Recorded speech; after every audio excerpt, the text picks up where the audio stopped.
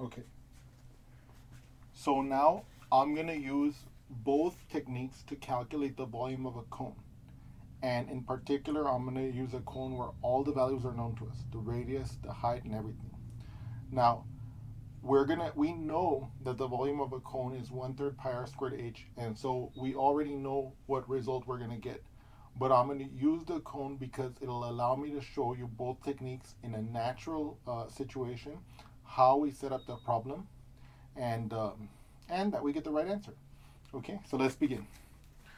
So, okay. So first of all, I want to remind you, of course I know you already know this because I just blurted it out, and probably all of you know this because you guys know it by heart in any case. And if not, pues, like, it's a beautiful thing to learn a new thing every day. And so this is a cone of radius r and of height h. And I know that the volume of said cone is 1/3 pi r squared h. Okay? Okay. So that's number one. Number two, what cone are we going to talk about? Now, I could do this one in full generality. Okay. Uh, um, but what I wanted to do to make this discussion even more concrete is that I want to calculate the volume of the following cone, which is the following one. Let me show it to you. It's going to be, oops, that's not a cone, that's a triangle. Let me give it like some circular base. Ooh, much better. And I want it to have radius 2, okay? And I want its height to be 9. Like this. Like this. The height is 9. The radius of the bottom is 2. And so we know that using this formula, we know the volume of this cone is 1/3 pi times r squared times the height, which is 9. 2 squared is 4. 4 times 9 is 36. 36 divided by 3 is 12. We know that the volume is 12 pi. Oops. Right? So we know that. But now I'm going to show you how we would do this with calculus using first the disk method and then the cylindrical shell method. Okay? So the first thing we have to do is we have to figure out how we're going to set this up. Okay? So let me begin in that regard as follows. I'm going to make my xy axis like this, okay? And now what I want you to realize is the following. I could, for example, imagine to myself that I'm going to make the line from here, 0, 0, all the way to, notice, if I was to put the x-axis through here, the x would go through 0, 0, the xy would be 0, 0 here, and then what would it be over here? Well, I would have had to go 9 down to reach the bottom and 2 up. So I'm going to have to go 9 this way and 2 up. Okay? So it'd be like there. So if this is my function, f of x, right? Then that cone is nothing but the surface of revolution of this function. But what is this function? This function is the line that is going through the points 0, 0 and 9, 2. Okay? Now, of course, I know that you all probably know what this equation is, but let's do it together. I'm going to first calculate the slope using my familiar formula y2 minus y1 over x2 minus x1. My y2 is 2. 2 minus 0 is 2. 9 minus 0 is 9. And then I need to find the equation of this line. Now, all of you notice already that it has y-intercept 0.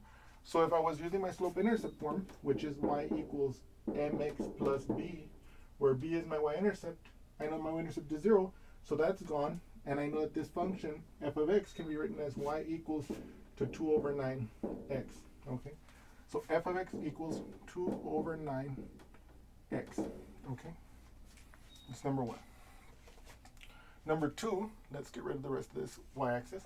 We know it's going from x equals 0 all the way to 9, right? X equals 9. And so I know that if I'm going to use the disk method, what is the disk method? The disk method is the volume is equal to the integral from a to b of pi times f of x squared dx. And we remember where it comes from. It came from the fact that if I sliced this figure that I got from rotating this about the x-axis, because it's a rotation around the x-axis, that cross-section, when I slice it, is a circle, okay? And it's a circle with this radius, f of x at that particular x value, right? So what's the area of that cross-section? Pi times f of x squared, pi r squared, right? And I'm integrating it from a to b, in this case from 0 to 9, okay? If I only wanted part of the cone, like let's say I wanted the frustrum, that's like the fancy word for a cone with the pointy part cut off at some point. If I wanted the frustrum that occurs, like let's say from here, let's say x equals 3 all the way to 9. If I wanted the volume of that frustrum, I would integrate from 3 to 9. But right now, for our purposes, I want to get the volume of the whole cone. So I'm going to integrate from 0 to 9 of pi times, let me put a little boundary here so we don't confuse ourselves, okay? My f of x, 2 over 9x,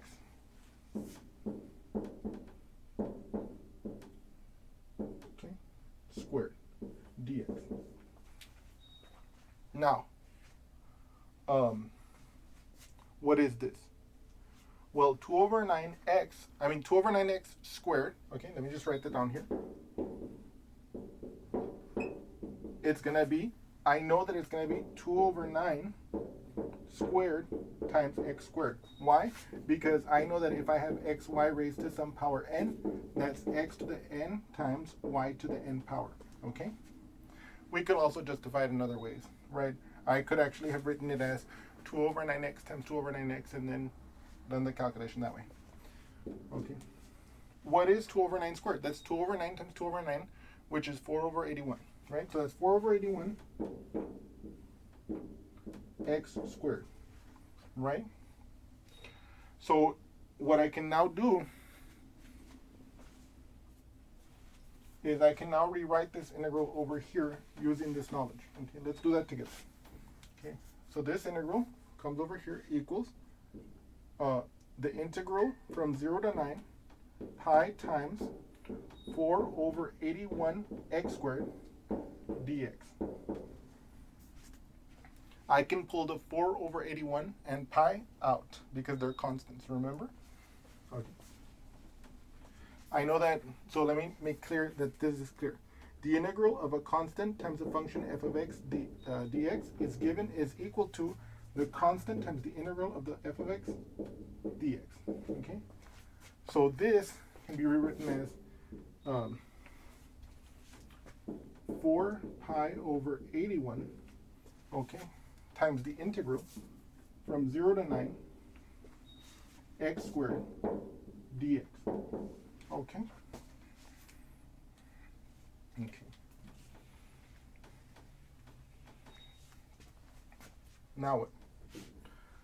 I know now that the integral of x to the n power with respect to x is equal to 1 over n plus 1 x to the n plus 1 plus some integration constant c. In this case, we're doing a definite integral, so we don't need to worry about the integration constant, but I do want you to always remember that it is there for when it's an indefinite integral, okay? And this is, of course, known as the power rule.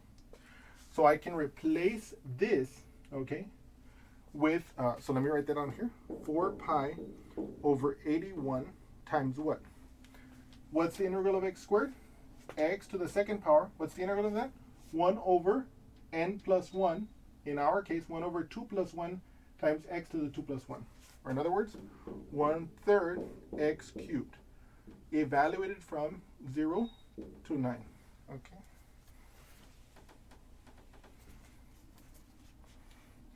I can pull out the 1/3. Okay.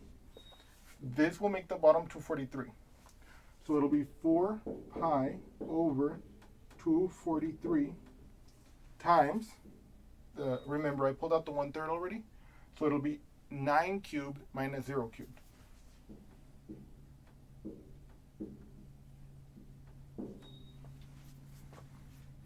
Right, because once I've pulled out the 1/3, I'm left with x cubed. X cubed evaluated at the top is 9 cubed. X cubed evaluated at the bottom is 0 cubed. And of course the subtraction comes because we always evaluate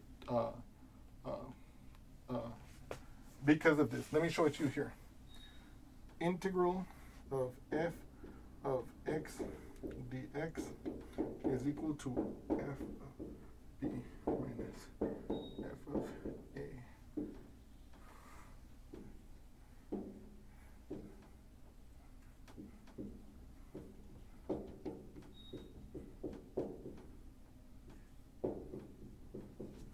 Okay, this is a portion of the fundamental theorem of calculus. It says that the integral from a to b of f of x dx is equal to f of b minus f of a, where f is an antiderivative of f, right? Where the derivative of this capital F is the function inside. And so that minus the f of b minus f of a. This top one is the f evaluated at the b, the upper limit, minus the capital F evaluated at the lower limit, okay? And of course here, 9 times 9 times 9, 9 times 9 is 81, and then times 9 again is 729. Don't worry, I didn't do that in my head, I actually had it written down, okay? Now, you may not have seen me reach for my notebook to get that, but I promise I had it written down, okay? And then 729 times 4, okay. 4 times 9 is 36, I bring my 3. 4 times 2 is 8, plus 3, that's 11. I bring down my 1. I carry my 1. 4 times 7 is 28, plus 1 is 29. So this is 29, 16. So I end up with 29, 16 pi over 243. Okay? This appears to be quite terrible, right? You might think to yourself, but David, weren't we expecting to get the value 12 pi, right? Well, we were expecting that, but apparently that's not what we got, right? No, I'm just kidding. We have to divide it, okay? So now I'm going to show you how I'm going to do this division, 2916 divided by 243. The first thing that I'm going to do here is I'm going to make a multiplication table. Okay, where do I want to put it? Oh my God, I want to put it here, but I can't. Okay, I'm going to put it here anyway. So 243, so 1. If I have n and I have 243 times n, if I add it to itself, I get 684. I'm going to add it again, so 243 plus 486. 6 plus 3 is 9, 8 plus 4 is 12, carry 1, 1 plus 2 is 3, plus 4 is 7, so that's 729, okay? Times 4, I'm going to add 243 again. 9 plus 3 is 12, I carry the 1, 1 plus 2 is 3, plus 4 is 7, and then 7 plus 2 is 9, so this is 972. Then 5 times, okay, I'm going to add 243 again. One of the things I want you to realize here, okay, so what am I doing here? I'm making a multiplication table of 243. Why? Because when I'm dividing by a number that is like 3 digits or 4 digits or even 2 digits, if I don't know the multiplication table off the top of my head, I always make my multiplication table at least from 1 to 9. Those are all the digits I'm going to need if I'm going to perform a division, number 1. And number 2, by making that multiplication, I'm going to save myself the time, and I'm going to prevent myself from switching between dividing and multiplying when I'm doing the division. You're going to see what I mean in a moment. So then 2 plus 3 is 5, 7 plus 4 is 11. I'm going to carry the 1. 1 plus 9 is 10, plus 2 is 12. Okay, so that's 12, 15. Okay. I'm going to add 243 again. And also I want to show you this because this will help you know better how to calculate without a calculator. Right? It's going to remind you all these basic techniques that we often overlook sometimes. 8 plus 3 is 11. Carry the 1. 1 plus 5 is 6. Plus 4 is 10. 5 plus 2 is 7. 1701. And then 243. 4, 4, 9, 1. And then I'm going to add 243 again. 4 plus 3 is 7. 4 plus 4 is 8. 9 plus 2 is 11. Carry the 1, 2, 2187. Okay? Okay. So I now have all the digits I need to make it work. Okay?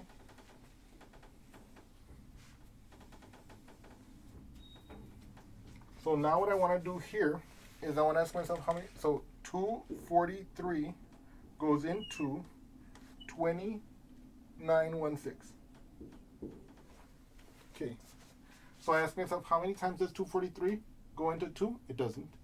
How many times does 243 go into 29? It doesn't. How many times does 243 go into 291?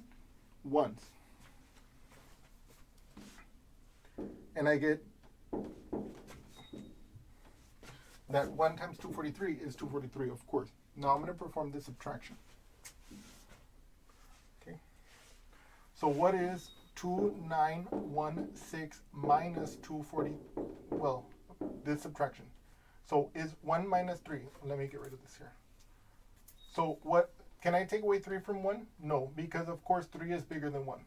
So I'm going to borrow, this is going to become an 8. This is going to become an 11. Can I take away 3 from 11? Yes, it is 8, right? 8, 9, 10, 11. Can I take away 4 from 8? Yes, that's 4. Can I take away 2 from 2? That's 0. So here I'm left with 48, and then I bring down the 6. Okay? I look at my table. How many times does 243 go into 486? Twice. See? 2 times 243, that's exactly 486, as we saw on our table. That leaves us with the remainder 0 when I subtract it. And we have in fact gotten that. What is this? Did we not get the answer we were expecting? No, we got exactly the answer we were expecting. This is 12 pi. Okay? Okay. Okay. Okay. Okay. And now what I'm going to do is I'm going to use cylindrical shells. Okay?